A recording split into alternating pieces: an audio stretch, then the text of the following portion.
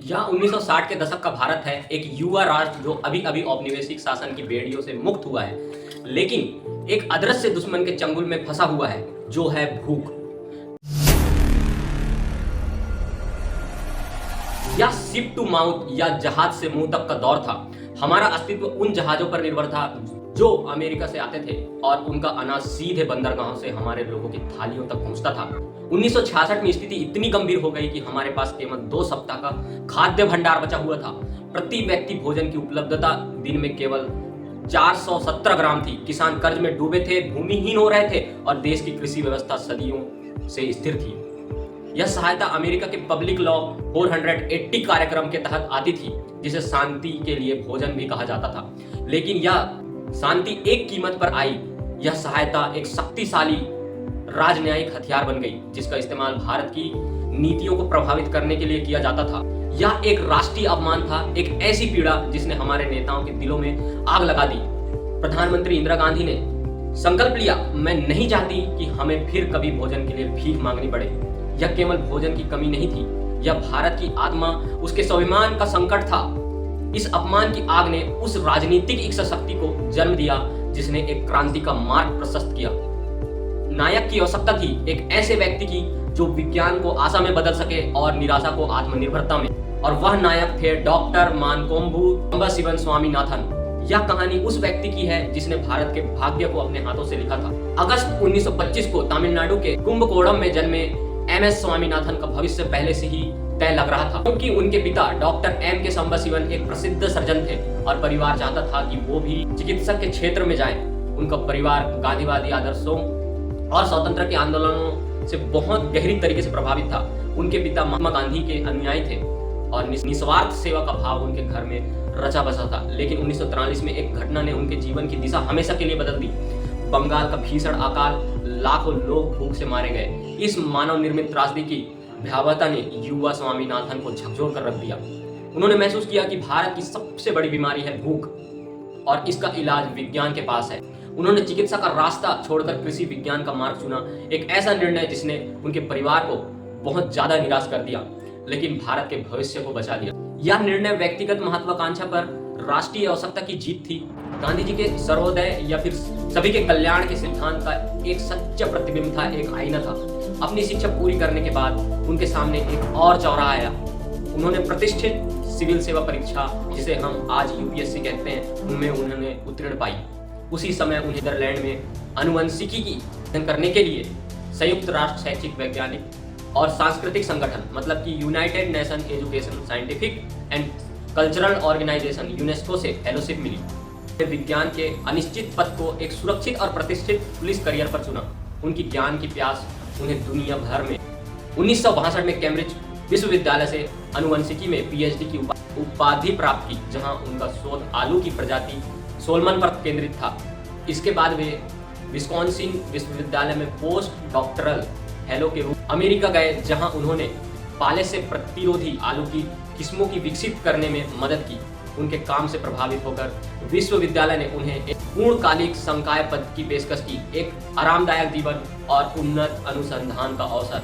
लेकिन डॉक्टर स्वामीनाथन का दिल भारत में था। उन्होंने इस आकर्षक प्रस्ताव को अस्वीकार कर दिया। जैसा कि उन्होंने बाद में अपने जीवनीकार को बताया, मैंने विदेशी में आनुवंशिकी का अध्ययन क्यों किया? भारत में पर्याप्त भोजन का उत्पादन करने के लिए। इसलिए मैं वापस आ गया और 1954 में वह उस राष्ट्र की सेवा के लिए घर लौट आए जिसे उनकी सबसे ज्यादा जरूरत थी। यह व्यक्तिगत लाभ पर कर्तव्य की एक और जीत थी, एक ऐसा निर्णय जो एक महान वैज्ञानिक और एक सच्चे देशभक्त के चरित्र को परिभाषित करता है। जब डॉक्टर स्वामीनाथन भारत लौटे तो उन्होंने देश की कृषि की निराशाजनक स्थिति को अपनी आंखों से देखा। पैदावार स्थिर थी और किसान पारंपरिक तरीकों से फंसे हुए थे। उन्होंने महसूस किया कि एक क्रांतिकारी बदलाव की जरूरत है। जल्द ही उन्हें मेक्सिको में एक अमेरिकी कृषि वैज्ञानिक डॉक्टर नॉर्मन बोरलॉन्ग के अभूतपूर्व काम के बारे में पता चला। बोरलॉन्ग ने गेहूं की पौनी अधिक उपज देने वाली किस्में विकसित की थी। उन्होंने मेक्सिको की कृषि को बदल दिया था। डॉक्टर स्वामीनाथन ने तुरंत इस अवसर को पहचाना और उन्होंने डॉक्टर बोरलॉन्ग को भारत आने का निमंत्रण दिया, जिससे एक ऐतिहासिक सहयोग की शुरुआत हुई जो लाखों लोगों को भूखमरी से बचाने वाला था। लेकिन यह केवल मैक्सिकन बीजों की आयात करने का मामला नहीं था। यह चुनौती कहीं अधिक जटिल थी। उन मैक्सिकन किस्मों की भारतीय परिस्थितियों के लिए अनुकूलित करना पड़ा। डॉक्टर स्वामीनाथन ने साइटोजेनेटिक्स कोशिकाओं के भीतर गुणसूत्रों के अध्ययन में अपनी विशेषज्ञता का उपयोग किया और उन्होंने मैक्सिकन बौनी किस्मों को जापानी किस्मों में, जिनसे मूल बौना जीना नोरिन 10 आया था, और स्थानीय भारतीय प्रजातियों के साथ क्रॉस ब्रीड किया।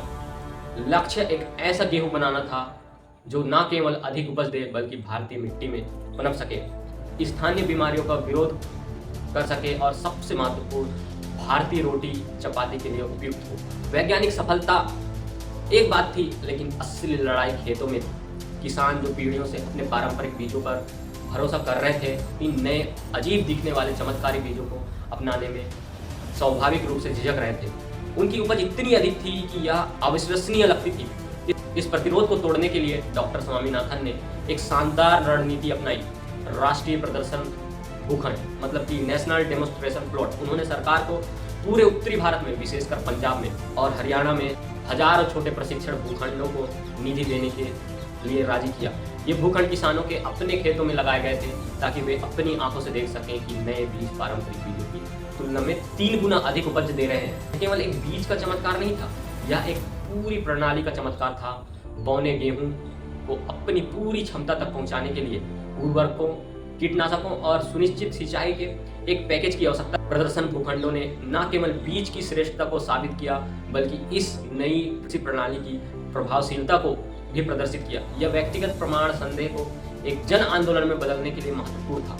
धीरे धीरे विश्वास ने संदेह की जगह ले ली और एक क्रांतिकारी नींव रखी गई। विज्ञान को खेत तक ले जाने के लिए राजनीतिक इच्छा शक्ति की आवश्यकता होती। भारत की हरित क्रांति की सफलता 3 असाधारण व्यक्तियों के बीच एक अनूठी साझेदारी पर बनी थी। एस की तिकड़ी, द ट्रायो ऑफ एस। वैज्ञानिक डॉक्टर एस स्वामीनाथन, दूरदर्शी राजनेता और तत्कालीन कृषि मंत्री श्री सी सुब्रमण्यम और कुशलता सेवक सी शिवरामन ने स्वामीनाथन के दृष्टिकोण को राजनीतिक कवच प्रदान किया। उन्होंने नौकरशाही की, लाल फीताशाही और वित्त मंत्रालय के विरोध का सामना करते हुए 1966 में 18,000 टन मैक्सिकन गेहूं के बीज का आयात करने के लिए साहसिक निर्णय को मंजूर दे दी। यह जुआ था जिसने देश का भाग्य बदल दिया। परिणाम किसी चमत्कार से कम नहीं थे। पूरे भारत में, विशेषकर पंजाब, हरियाणा और पश्चिमी उत्तर प्रदेश खेतों में सोना उगने लगा। गेहूं का उत्पादन जो 1964-65 में लगभग 12 मिलियन टन था, 1968 तक बढ़कर 17 मिलियन टन और 1970-71 तक 20 मिलियन टन से अधिक हो गया। चावल के उत्पादन में भी इसी तरह की वृद्धि देखी गई। 1971 तक भारत अपमानजनक शिप टू माउथ युग समाप्त हो गया था, लेकिन डॉक्टर स्वामीनाथन और उनके सहयोगी जानते थे कि केवल एक बम्पर फसल पर्याप्त नहीं है। इस सफलता को बनाए रखने के लिए एक स्थायी प्रणाली की आवश्यकता थी। इस क्रांति ने भारतीय राज्य और किसान के बीच संबंधों को मौलिक रूप से बदल दिया। पहले राज्य अक्सर किसानों के केवल कर लेता था, लेकिन अब वह एक सक्रिय भागीदारी बन गया था। इस नए रिश्ते को संस्थागत बनाने के लिए 1965 में 2 स्तंभों की स्थापना की गई।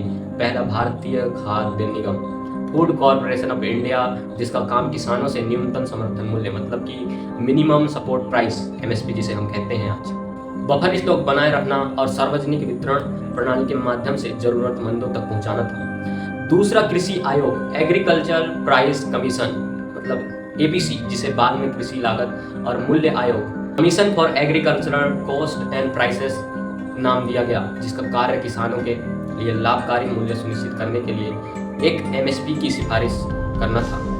यह केवल एक तकनीकी क्रांति नहीं थी, यह एक गहरा और राजनीतिक निरंतर आर्थिक परिवर्तन था जिसने कृषि को राष्ट्रीय सुरक्षा के केंद्र में रखा और भारत को भूख की छाया से बाहर निकालकर एक नए युग में प्रवेश कराया। हरित क्रांति ने भारत को अकाल से बचाया, लेकिन इसकी सफलता की एक कीमत थी। डॉक्टर स्वामीनाथन अपनी बौद्धिक ईमानदारी के लिए जाने जाते थे। वह अपनी ही क्रांति के अनपेक्षित परिणामों को पहचानने वाले पहले लोगों में से थे। रासायनिक उर्वरकों और कीटनाशकों के अत्यधिक उपयोग ने हमारी मिट्टी की स्वास्थ्य को नुकसान पहुंचाया और हमारे जल स्रोतों को प्रदूषित किया। पंजाब और हरियाणा जैसे राज्यों में चावल और गेहूं जैसी जल गहन फसलों की निरंतरता खेती से भूजल स्तर को खतरनाक रूप से नीचे गिरा दिया। इसने बड़े और छोटे किसानों के बीच की खाई को भी चौड़ा किया, क्योंकि जिसके पास संसाधन थे वे अधिक लाभान्वित हुए, जबकि छोटे किसान अक्सर महंगी तकनीक के कर्ज के जाल में फंस गए। एक सच्चे दूरदर्शी की तरह डॉक्टर स्वामीनाथन ने इन चुनौतियों का सामना किया। उन्होंने एक नए दृष्टिकोण का प्रस्ताव रखा, जिसे उन्होंने सदाबहार क्रांति मतलब कि एवरग्रीन रिवॉल्यूशन कहा। उनका लक्ष्य सरल लेकिन गहरा था। पारिस्थितिकी क्षति के बिना निरंतरता में उत्पादकता वृद्धि। यह एक ऐसी दृष्टिकोण थी जो जैविक खेती, मृदा संरक्षण, कुशल जल प्रबंधन और पर्यावरण जैव प्रौद्योगिकी को एकीकृत करती है। यह केवल अधिक उत्पादन करने के बारे में नहीं था, यह स्थायी रूप से उत्पादन करने के बारे में था। किसानों के प्रति उनकी प्रतिबद्धता अटूट थी। 2004 में भारत सरकार ने उन्हें राष्ट्रीय किसान आयोग मतलब कि नेशनल कमीशन ऑन फार्मर का अध्यक्ष। डॉक्टर स्वामीनाथन की विरासत केवल यादों और तस्वीरों में ही जीवित नहीं है, यह उन संस्थानों में सांस लेती है जिन्हें उन्होंने बनाया था।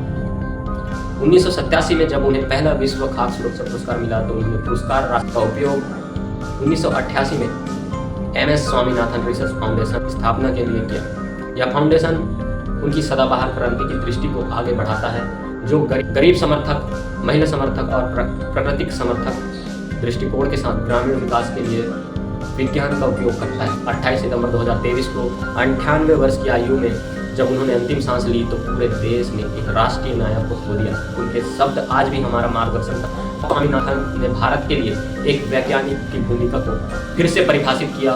वह केवल एक प्रयोगशाला में काम करने वाले शोधकर्ता नहीं थे, वह एक प्रकाशक थे, एक नीति निर्माता, एक शिक्षक और एक कार्यकर्ता थे। उन्होंने दिखाया कि वैज्ञानिक की जिम्मेदारी केवल खोज करना नहीं है, बल्कि यह सुनिश्चित करना भी है कि वह खोज लैंड तक पहुंचे और समाज के सबसे कमजोर लोगों को जीवन को बेहतर बनाए रखे। उनकी कहानी हमें याद दिलाती है कि एक व्यक्ति जो करुणा, विज्ञान और देशभक्ति से प्रेरित है, एक राष्ट्र का भाग्य बदल सकता है।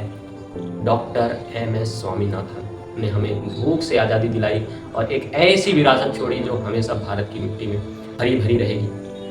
अगर ऐसी ही वीडियो अगर आपको पसंद आ रही हो तो मेरे चैनल ऑप्टिमिस्टिक भारतीय को सब्सक्राइब कर दीजिए और वीडियो को शेयर कर दीजिए और लाइक भी कर दीजिए। तो मिलते हैं नेक्स्ट वीडियो में।